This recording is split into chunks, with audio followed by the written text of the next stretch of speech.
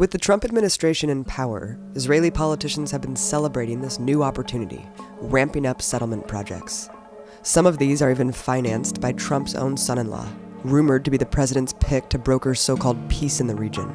Can I reveal, Jared, how long we've known you? While these illegal settlements grow into Palestinian villages, some are built directly in the middle of thriving cultural centers, such as Hebron, one of the most hyper-militarized cities in the world.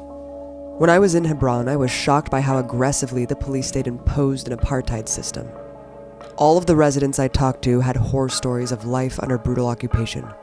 Sometimes Israeli soldiers themselves dissent, even in the face of very severe repercussions. One of whom is Eran Efrati, who was stationed in Hebron during his time in the Israeli army.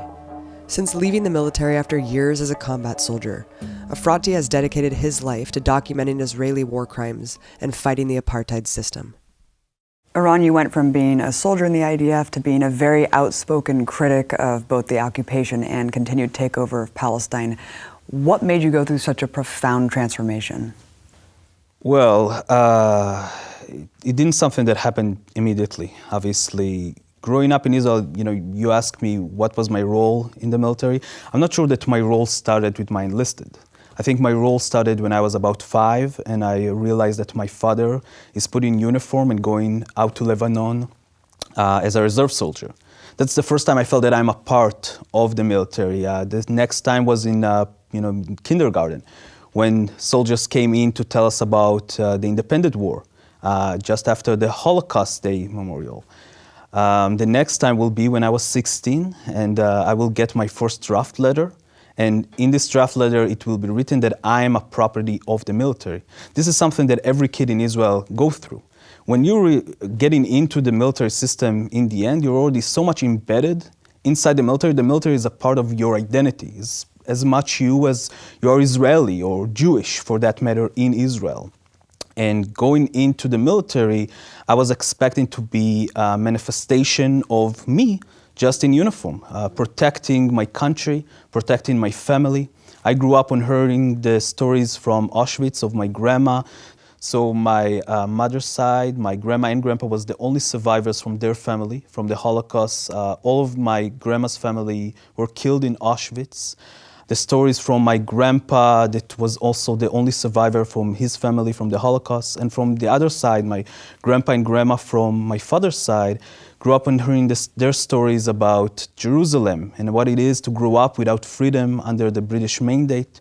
For me, being in the military is to protect them and to make sure that our life will go on as in freedom and in good will.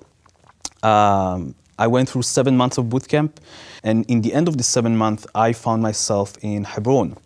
This is the only city that have a settlement in the middle of the city.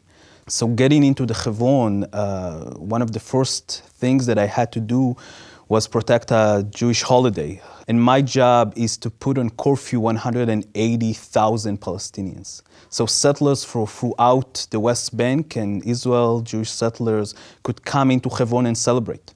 So there's thousands and thousands of Israelis and Jewish settlers from across the West Bank coming to celebrate. And the only way to keep them protected is to make sure that no Palestinian is leaving his home. So literally one of my first tasks was to roam the streets and make sure Palestinians understand they're going into their home and they cannot leave until a second notice, until the next time we're coming in. And the first time was like a movie. We birthed into the city with our guns in our hands and our uniform and vest with grenades and 6 packs of ammunition. And we're just screaming curfew. And you see the chaos. You see the people just running from place to place, closing down their shops, running home. Because wherever you are when the curfew starts, this is where you're stuck. And you cannot go anywhere else. So you better be at home when we're starting to count the curfew. Now, the official orders to anyone who breaks curfew is shoot to kill. I never did that. I never met anyone who shoot to kill in this process of a curfew. But that was the orders, and they knew it pretty well. They knew what they need to do. This feeling of power at once came as a big confusion to me.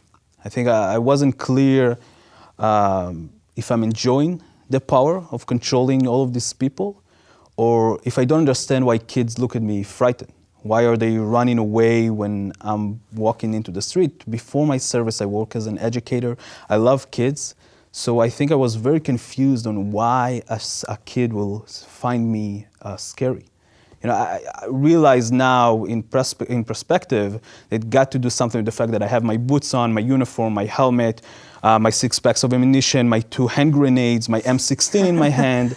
But I didn't realize that at the time. And I really couldn't understand that. And I think in a very rapid pace, I realized that my job is actually to maintain an apartheid system. Very early on, I understood that the rights that the Jewish settlers have are not the rights that the Palestinians have. I understood that I cannot touch a Jewish settler if he is attacking a Palestinian. The best I can do is call a local police department to come handle it, like I would do at home in Jerusalem. So these Jewish settlers that live in Hebron are living under the same rights that I live in Jerusalem, but the Palestinian next to them, next house over, next building over, sometimes next apartment over, lives under my rule, my military rule. And I can do whatever I want with him. I can take his home as a temporary base for a few hours to a few days to a few weeks. I can decide that I'm arresting the people of the house and tying them up to the fence of my base. If we will get an order to demolish their home or just lock their front door and don't let them out into the street their house is on, a street that only Jewish settlers can walk on and Palestinians cannot. So they have to walk through windows to yards, into the other side, into the Kasbah of Hebron. I think realizing all of that in a very, very early stage in my service helped me understood that someone was lying to me along the way.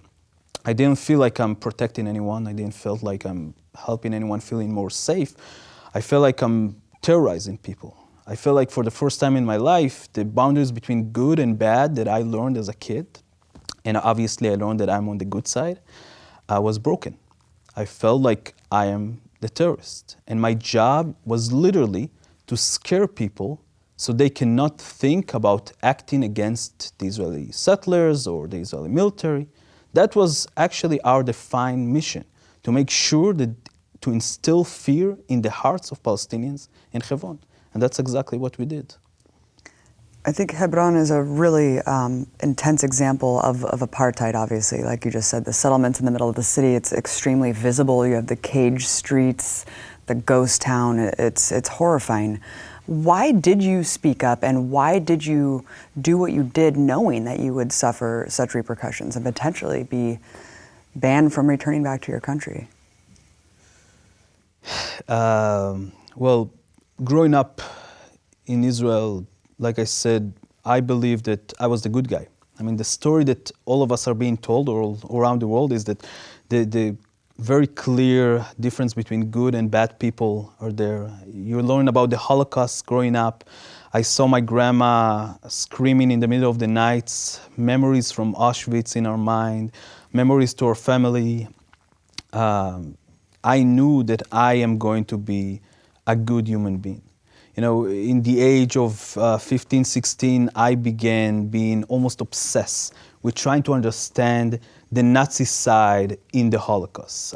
Not only to hear the stories of the victims, of the Jewish victims and any other victims from the Holocaust, but to try to understand how can a Nazi soldiers get up in the morning, give his kids a kiss, his wife a hug, and go out to the camps and do his job. I just couldn't understand that. And when I got into the occupied territories, for the first time I understood how can there be a contradiction inside yourself. As a human being, you could do your job and be a one person at home, be a loving, caring boyfriend or a son or a brother, and in the same time hold people under a regime so oppressed that people are dying not from only your bullets, but the amount of calories being entered into their territory, like in Gaza, from depression or sickness. This realization during my time as a soldier of me on the right side of history gave me this urge that something have to be done, something have to be spoken. understanding that nothing is really changing from inside, that you have to step outside and start talking with the world about what's going on. And that's the only way you can live in a place, not only for Palestinians, but for me as well. I don't want to live in an ethnocracy. I don't want to live in an only Jewish state that values privileged Jewish life on every other life. This urges me to understand that I want my kids to grow up in a place when they don't have to oppress anyone, they don't have to be soldiers. I guess that's what pushed me to do what I'm doing. Your humanity. Let's talk about your time after getting out of the military, and then you went through a series through the West Bank, interviewing soldiers, getting their testimony. Talk about some of your experiences there that cemented your belief system now and opened your mind a little bit more. I think after I left the military, I was still under the impression that the things that I was going through were my personal experience. I understood that I do not believe in the things that I was doing. I understood that I was lied to, but I still didn't have the conviction that what we're doing is on a large scale. And leaving the military and starting interviewing soldiers really, I think, made me understand that there's a systematic oppression that is taking place in the occupied territories. Eran, let's talk about Elor Azaria, the soldier who just got convicted of manslaughter. He executed an unarmed Palestinian man laying in the street, of course, in Hebron, on camera. Israel, of course, is touting this as accountability, right? Justice.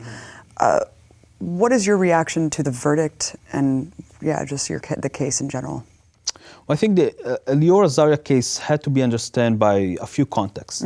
The first one is the context of Israeli military practice of executions and targeted killing, and also confirming a kill, what Elor Azaria did on the Palestinian in Hebron, are all practices that are alive in the military system, in the even police system or Mossad. It's illegal to continue doing execution. It's the middle of the previous decade, in the 2000s. But then something very interesting started. I am, in my previous role as a researcher into the Israeli military, I was taking testimonies from many soldiers. And one of the soldiers I'm reaching to is a soldier from a semi-elite unit called, in Hebrew, Duvdevan, Cherry in English. And he's telling me a story about how he's serving after this new rule from the Supreme Court has been mandated, and they cannot do targeting and killing anymore. And how their officer is gathering the unit together and telling them, we're going to go out tonight to capture this person. Is highly dangerous. What we're going to do is we're going to come in 5 or 6 people's unit into their home in the middle of the night, break in quietly, go up to his bedroom, go into his bed, and point a gun into his head. Now, if he just wake up and surrender, we're taking him into the base. But if he scream, you shoot him in the head. If he lift his blanket, you shoot him in the head. If he lifts his hands or legs or trying to do any movement, you shoot him in the head. Now, because we understand as rational human beings that no human being can wake up in the middle of the night with a gun into his head and not scream or move, we understand these orders as an execution orders that bypass the Supreme Court order.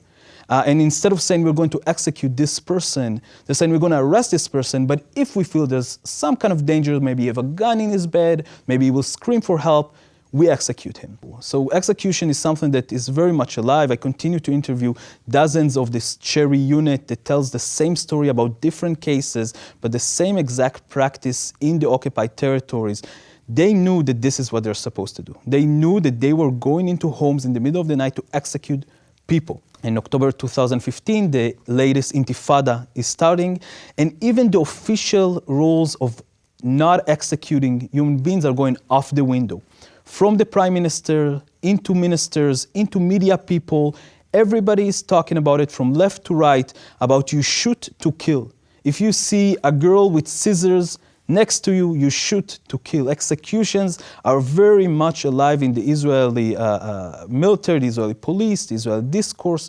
People are calling for executions. People are calling for not only executions on, what they call terrorist or resistant people, Palestinians that are running at you, but they're calling for revenge. And when Elior Azaria doing what he does, he doing it after he heard it, this specific order of executions every, what they call a terrorist, from every section of the Israeli society. We wouldn't be talking about Elior Azaria if the execution wasn't on a film, let's be honest. I mean, like you said, this is commonplace, this is systematic, it's institutionalized. However, I do want to talk about how even before he was charged with manslaughter, it was a slap on the wrist at the beginning. I don't know if there was just international pressure that mounted at a certain point where they felt like they had to take the investigation forward, but even then, it was a very stark contrast between how right-wing Israelis reacted to just a house arrest verdict. Then let's say people hear when a police officer shoots and executes an unarmed black man, and usually you have protests in the street against the police trying to get accountability. There in Israel, it seemed like there was mass rallies in support of Elior Azaria. You know, of course, it's not surprising. Israel is selling this idea of the soldiers are more important than anything. The soldiers are more important than the life of Palestinians. Not only the life of soldiers, the soldiers' identity, security, feelings are more important than a Palestinian life. The easiness, the comfortable of people going out to the street and defending every case of manslaughtering that was captured on tape, that is clear that his life is not in danger, they contradict everything that we are being told. And yet, Israelis are saying in a very clear voice, not only that we don't believe in that, not only that we will oppress Palestinian and will act as much as, do whatever we want, but in a very specific way saying, don't confuse us with the idea of moral or right or wrong. Whatever soldiers do in the occupied territories are right. Whatever we're doing is the correct thing.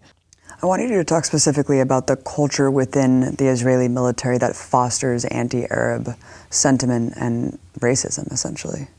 Yes, I think the system, is not only inside the military. It's like I said before, that's actually what being an Israeli means. Being an Israeli, growing up in the Israeli educational departments, you understand that all the Arabs hates you, that they're actually, in a way, the continuation of the biblical Amalek or Hitler, or, that everybody there want to throw you into the sea. This is what you're growing up with, and you really believe in that.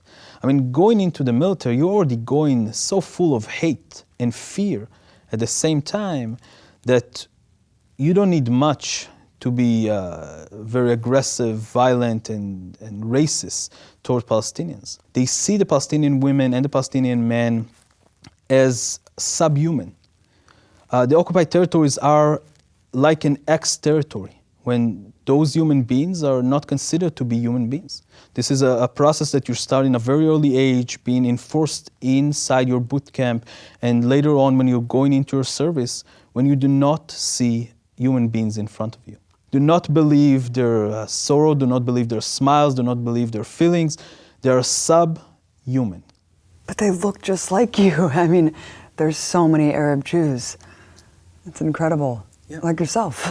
Yeah, and I think that the Arab Jews in Israel are probably the most tragic story in the entire story of Zionism after the Palestinians. And it's not being talked enough, obviously, inside the Israeli society or in the world.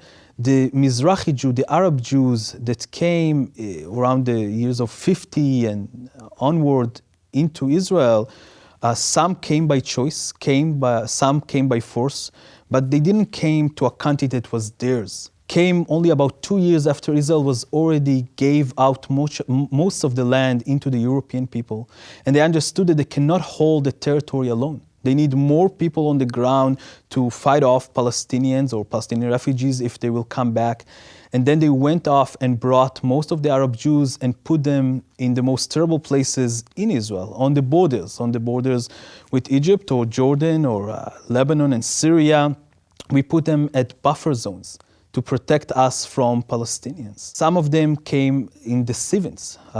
The Zionist organization sends delegations into these Arab countries and called the Jews there to come into Israel, the Jewish homeland. Many of them didn't want to. Many of them, like in Iraq or Egypt, had a good life, or in Morocco, and wanted to stay. They didn't know what will be the destiny of this new country, that understood that there's very much likely that a lot of wars will go on there. They felt protected in those countries, and they said no. And the Zionist organization sent another delegations into some of these countries of people disguised as Arabs from those countries, that terrorized those people to try to force them to come into Israel. They were born synagogues. We have testimonies today that talks about how they ran after people in the street and beat them down as so-called Arabs from Morocco, from Egypt or Iraq, trying to scare them. And immediately after that, more people from the Zionist movement would come and say, you see, the only safe place you have is Israel. You have to come now.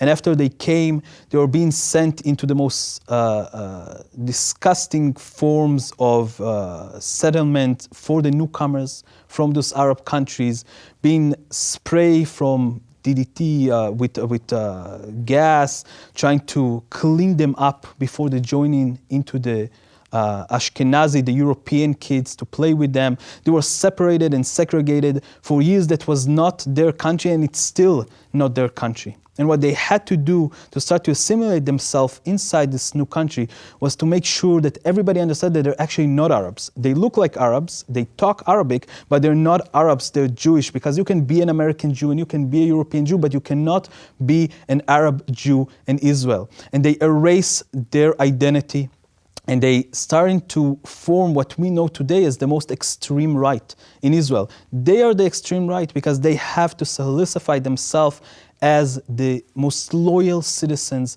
of the states. You hear this as a cycle of violence, though, and every time I bring up, especially being on the ground in the West Bank, visiting the Dawabsha family, or who's left of it, whenever you bring up these horrifying stories and accounts of terror on behalf of the Israeli settlers, a lot of people just say, what about the stabbing attacks? What about the terrorist attacks on behalf of Palestinians? And it's painted as a equal fight, as a cycle of violence.